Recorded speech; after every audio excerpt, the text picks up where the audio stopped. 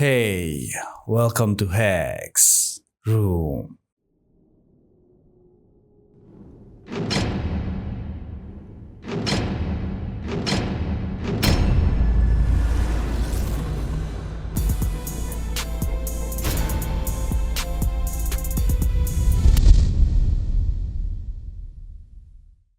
Oke, balik lagi sama Alvin Fajrin di sini di channel Hex tentunya.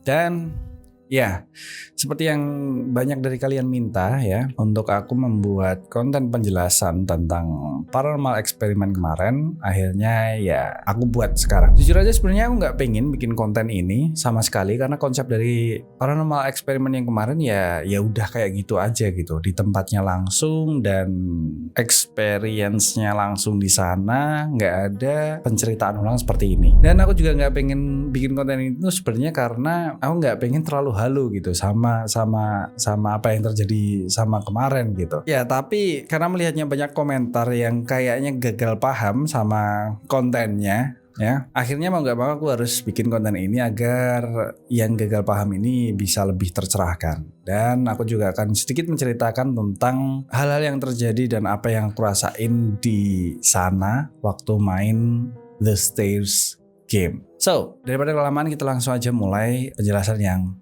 pertama. Oke, untuk penjelasan yang pertama ini aku akan menjelaskan tentang game itu sendiri atau The Stairs game itu sendiri. Jadi The Stairs game ini seperti namanya, dia menggunakan tangga sebagai media utama untuk melakukan ritualnya, melakukan permainannya.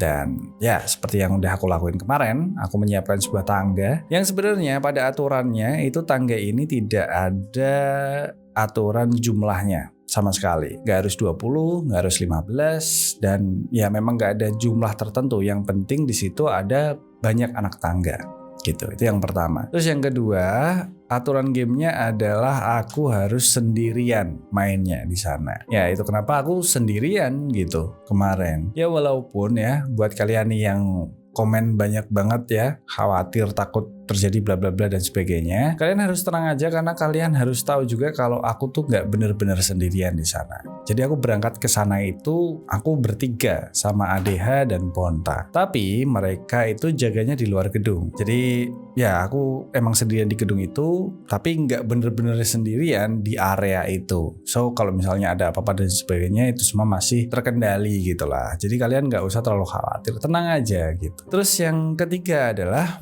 game ini mengharuskan kita untuk bermain di tempat gelap. Jadi nggak ada pencahayaan lampu sama sekali. Itu kenapa kemarin aku lightingnya dimatiin, terus aku cuma pakai lilin gitu. Jadi biar memang bener-bener sesuai sama aturannya gitu. Terus aturan berikutnya, kita diharuskan untuk tutup mata. Dan kemarin bener-bener aku tutup mata. Aku pakai headband untuk nutup mataku dan itu benar-benar gelap, gak kelihatan apa-apa sama sekali, aku gak bisa ngintip. Dan itu kenapa aku jalannya itu naik ke tangga gak di tengah-tengah tangganya, tapi agak mepet ke tembok. Biar apa? Biar gak jatuh, karena bahaya banget sih itu kalau misalnya aku salah ngelangkah dan kemudian jatuh malah terjadi sesuatu yang tidak diinginkan gitu. So itu kenapa aku jalannya kemarin mepet-mepet ke tembok, karena emang matanya ditutup gitu. Dan aturan terakhir yang paling penting sebelum permainan itu dimulai adalah membaca sebuah mantra, yang dimana mantra ini memang berbahasa Inggris karena gamenya sendiri itu kayaknya memang berawal dari barat sana, dari luar negeri. Itu kenapa mantranya juga bahasa Inggris. Nah,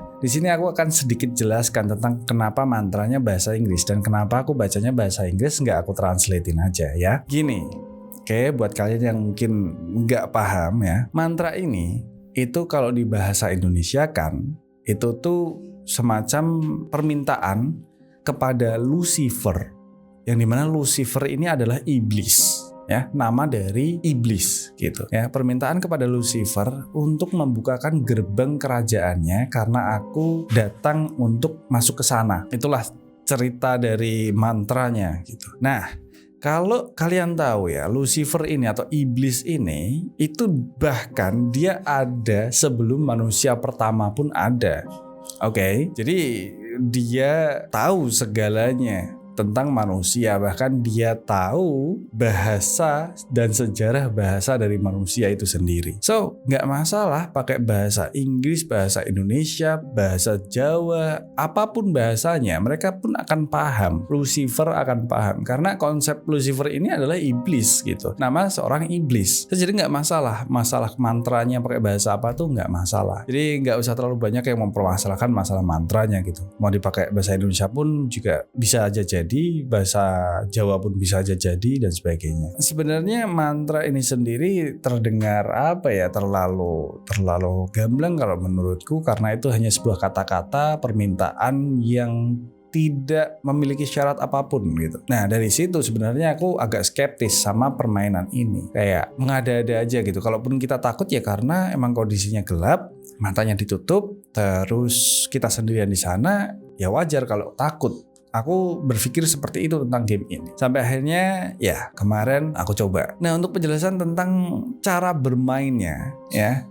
Di sini kemarin juga masih banyak yang nanya, sebenarnya cara mainnya gimana sih? Kalau terjadi beneran gimana sih? Kalau berhasil gimana? Kalau gagal gimana sih? Gitu loh. Ya, di sini aku akan menjelaskan lebih detail lagi, oke? Jadi, cara permainannya itu adalah yang pertama, aku diharuskan untuk menutup mata dan bersiap memulai permainan dari anak tangga paling bawah dari tangga tersebut. Dan kemudian, sebelum permainan dimulai, aku harus membaca mantra yang kemarin itu sebanyak 6 kali. Nah, setelah membaca mantra tersebut, aku harus naik tangganya dan menghitung anak tangga yang aku lewati sampai ke anak tangga paling atas, paling terakhir. Nah, katakanlah tangga tersebut jumlahnya 15, berarti anak tangga yang terakhir itu aku injek dengan angka 15. Nah, setelah itu aku harus turun lagi dari tangga tersebut dan kemudian menghitung kembali anak tangganya dimulai dari angka 1. Kalau misalnya anak tangga terakhir, lantai terakhir maksudnya ya, lantai terakhir itu jumlahnya masih 15, nggak bertambah, itu berarti permainan ini gagal atau ritual ini gagal gitu. Kalau misalnya tangga terakhir yang paling bawah atau lantai terakhir yang paling bawah itu jumlahnya kok 16, berarti nambah 1, itu berarti adalah awal dari permainan ini dan tanda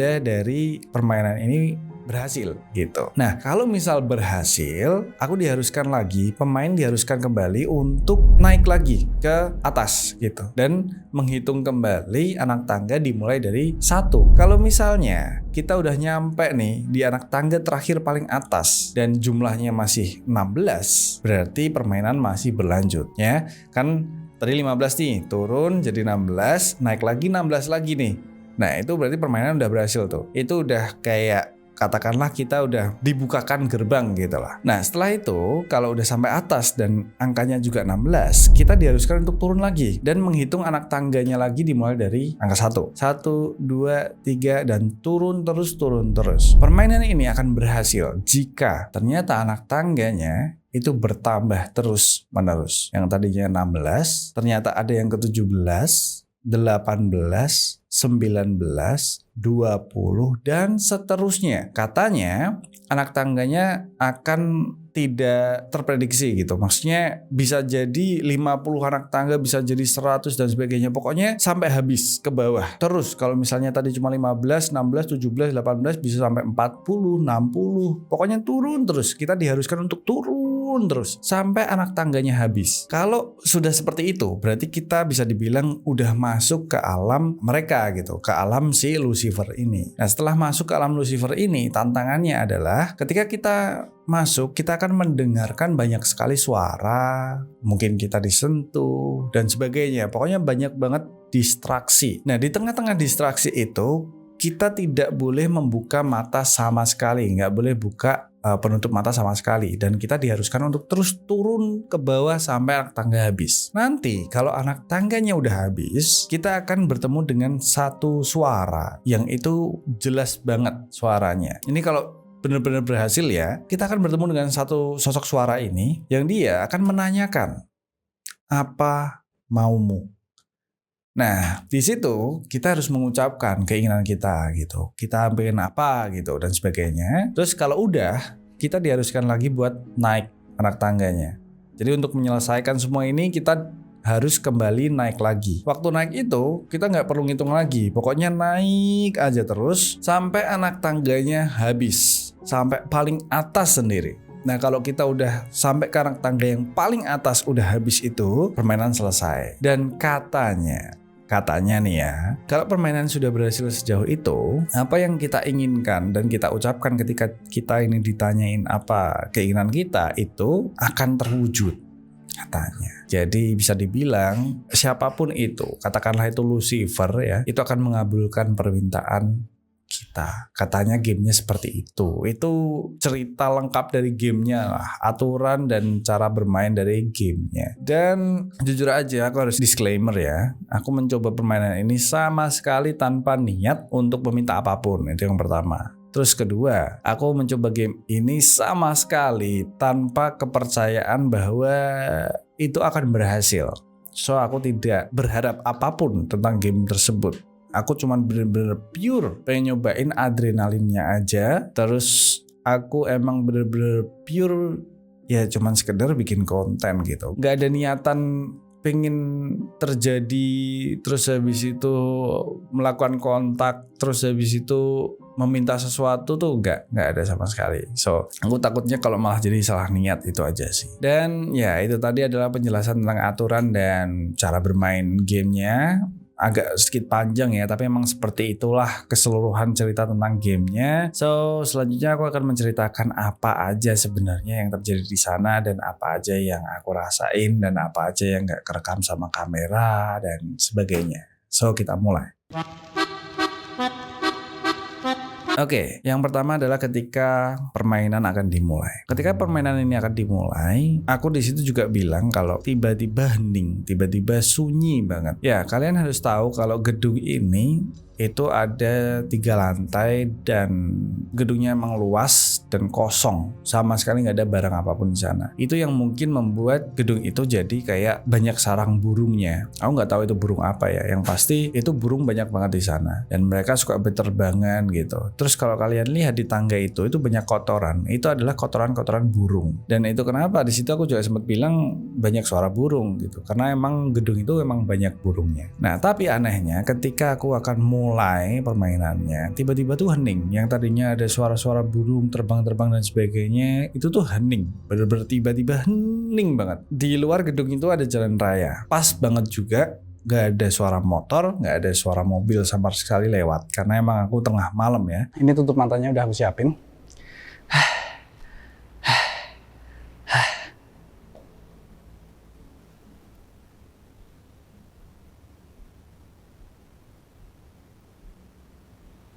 Ketika hening dan sangat sepi. Nah, setelah hening itu sebenarnya aku udah ngerasa kayak, aduh, berani nggak ya gitu.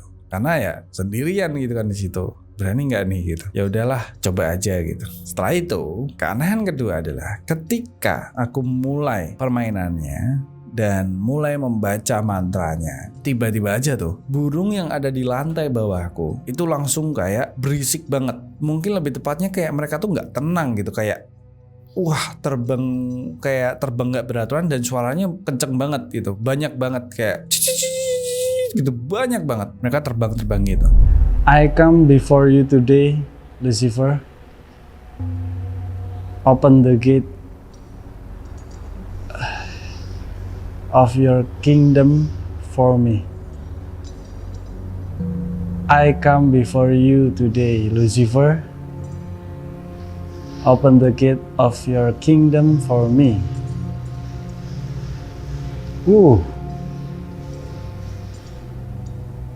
I come before you today, Lucifer.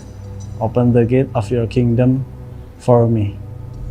Aku nggak tahu yang terjadi di lantai 1 tuh apa gitu ya. Biasanya kan kayak gitu terjadi kalau misalnya burung-burung ini lagi pada tidur, terus tiba-tiba disorot sama cahaya gitu kan, mereka langsung pada terbang-terbang gitu kan. Ya semacam itulah. Tapi aku beneran nggak tahu yang terjadi di lantai 1 tuh apa. Pokoknya waktu aku mulai, tiba-tiba aja banyak suara burung-burung itu. Yang anehnya sebelumnya waktu aku mau mulai itu semuanya hening banget tiba-tiba gitu. Kayak semuanya serba tiba-tiba lah waktu aku mulai permainan. sebenarnya. Ya tapi ya waktu itu aku nggak terlalu yang gimana gitu, nggak terlalu menganggap bahwa itu tuh hal yang aneh. Aku menganggap itu hal yang aneh itu justru ketika aku nonton videonya lagi. Waktu aku tahu keseluruhan dari videonya, itu baru aku berpikir apa itu tanda dari sebuah keanehan yang akan terjadi gitu loh. Nah, di percobaan pertama, seperti yang kalian lihat di videonya, itu gagal, nggak terjadi apapun. Dan di situ aku bilang merinding, takut, ya itu wajar karena ya gimana sih ditutup matanya sendirian di sana dan sebagainya gitu kan. Tapi nggak terjadi apa-apa dan aku takutnya pun nggak yang benar-benar takut yang ketakutan tuh nggak, masih takut yang wajar lah, biasa gitu lah, nggak yang terlalu berlebihan gitu, masih terkontrol. Nah itu dia. Cuman setelah aku nonton videonya, setelah aku nonton hasil rekamannya, terutama dari kamera yang aku pegang, ya, ada sesuatu yang cukup aneh gitu. Nggak tahu deh. Silahkan kalian ini aja deh. Ingat ya. Seharusnya aku sendirian di sana. Seharusnya. So kalian lihat nih di bagian ini. 4, 5, 6, 7, 8, 9, 10.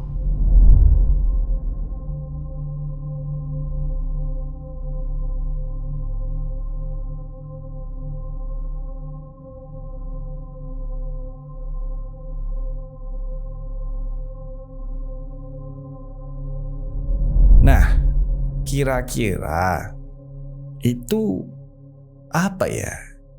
Apikah? Percikankah? Apa? Kira-kira itu apa? Dan kalian lihat kan kalau itu jauh dari api di lilinku kan. Harusnya itu enggak dari lilinku kan. Ya, aku nggak tahu dah. Yang pasti waktu aku sadar di videonya, dan kemarin kebetulan ada yang sadar juga di komen, aku sendiri nggak bisa menjelaskan itu apa. Yang dimana seharusnya ya aku sendirian di sana. So, ya. Nah berikutnya ketika percobaan kedua, sebenarnya apa sih yang terjadi gitu. Pertama, waktu aku baca mantranya, itu aku sebenarnya lebih pede daripada yang percobaan pertama. Karena percobaan pertama nggak berhasil, ya aku yakinnya percobaan kedua pun nggak berhasil dan ini cuma sekedar permainan gitu. So ya udah, nggak akan ada yang terjadi apapun gitu. Oke, aku mulai. Percobaan keduanya aku baca mantranya bla bla bla, terus aku mulailah naik anak tangga demi anak tangga gitu. Waktu naik perasaan mulai sedikit berubah, nggak tahu kenapa ya, ini nggak tahu kenapa. Terus waktu ngitung, anehnya ya, ini yang di kepalaku, oke? Mataku ditutup tapi kesannya seakan-akan aku tuh ngerasa kayak aku masih bisa ngelihat di area itu. Kesannya di kepalaku, tapi ya di kepalaku aku tutup mata dan aku merem juga waktu tutup mata itu, tapi kayak di pikiranku tuh aku masih bisa lihat tembok di mana, tangga di mana, terus pegangan tangganya di mana, aku tuh masih bisa lihat. Nah, waktu aku kayak seakan masih bisa lihat itu aku ngerasa, aku ngelihat, bukan cuma ngerasa, aku ngelihat di kepalaku itu ada sesuatu atau seseorang mungkin atau apapun itu, aku nggak ngerti ya, yang dia ini ada di sebelah kananku, kanan atas. Jadi di bagian sini lah gitu, di bagian sini. Yang dia ini kayak ngeliatin aku gitu, kayak gitu. Di sini aku ngerasa kayak gitu. Nah ini yang sebenarnya aku agak nggak mau untuk menceritakan karena itu kan cuman feeling ya, cuman perasaan, cuman pikiran. Bisa jadi itu cuman imajinasi, khayalan ya kan, bukan apa-apa gitu. Cuman apa yang aku rasain waktu itu yang membuat aku mulai takut adalah hal itu. Itu awalnya di situ tuh mulai takut karena aku merasa ini apa gitu. Seakan aku masih bisa lihat dan seakan-akan yang aku lihat adalah ada sesuatu di sebelah kanan atasku. Aku masih terus lanjutkan naik ke atas sampai ke tangga yang terakhir. Aku masih ngerasa di situ ada sesuatu dan tiba-tiba badanku merinding. Semuanya dari kaki bawah sampai ke leher-leher semuanya merinding. Terus aku takut dan waktu aku takut itu di bagian belakang sini itu kayak ada sesuatu yang nempel. Mungkin nggak bener-bener nempel, gimana ya, kayak nyentuh terus diangkat lagi, terus nyentuh lagi, diangkat lagi, terus nempel gitu lama. Itu lama. Itu kenapa sampai waktu aku nyoba buat turun biar permainan cepet selesai gitu kan, karena aku merasa itu sesuatu hal yang aneh. Seharusnya aku gak jadi, terus aku coba buat gini dulu karena saking ganggunya gitu, kayak apa sih gitu, apa sih ini gitu loh. Bisa jadi kan mungkin serangga atau apa jatuh gitu ya. Jadi aku coba buat bersihin, cuman anehnya waktu dibersihin gini nggak hilang perasaan bahwa ada sesuatu yang nempel tuh, nggak hilang sama sekali gitu. Dan itu di situ aku akhirnya mulailah agak panik. Terus aku turun kan. Aku turun dengan lebih cepat gitu. Aku ngitungnya lebih cepat. 1, 2, 3, 4, 5, 6, 7, 8, 9, 10, 11, 12, 13. Karena waktu itu lantainya 13. Terus habis itu gak tahu kenapa ada langkah ke 14.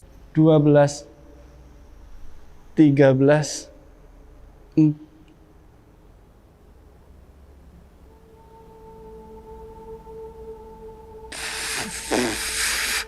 Gini ya.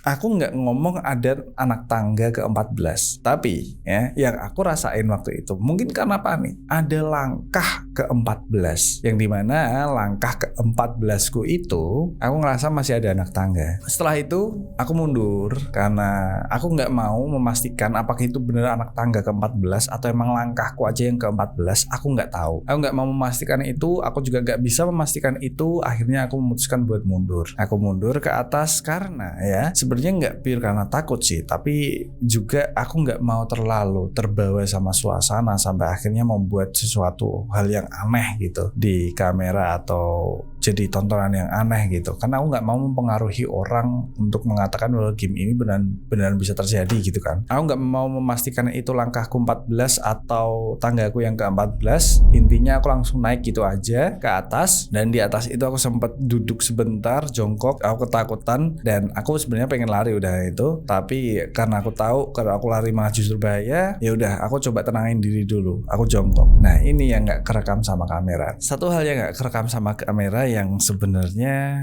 membuat kayak puncak ketakutanku. Jadi nih ya, seharusnya aku sendirian nih di situ, oke? Waktu aku ketakutan itu ada suara sesuatu yang dibanting kenceng banget, yang dimana aku nggak yakin harusnya di situ ada suatu barang yang bisa dibanting. Jadi seharusnya tempat itu nggak ada suatu barang gitu buat dibanting. Ini aku sampai ngulangin kedua karena aku masih mikir sampai sekarang apa itu yang dibanting, karena bantingannya jelas banget, kenceng banget. By the way, kenapa kok nggak kerekam di kamera suaranya padahal kenceng gitu? Ya karena satu-satunya perekam suara di situ itu tuh cuman mic yang ada di bajuku, clip on. Dan clip on ini memang nggak sensitif, itu dia sayangnya. Dia nggak sensitif, dia cuman bener-bener ngerekam suara kita doang. Suara suasana itu semua keredam. Bahkan di sana ada suara mobil lewat, motor lewat tuh nggak kedengeran, nggak terlalu kedengeran karena aku pakainya clip on. Walaupun di sana ada 2 kamera ya.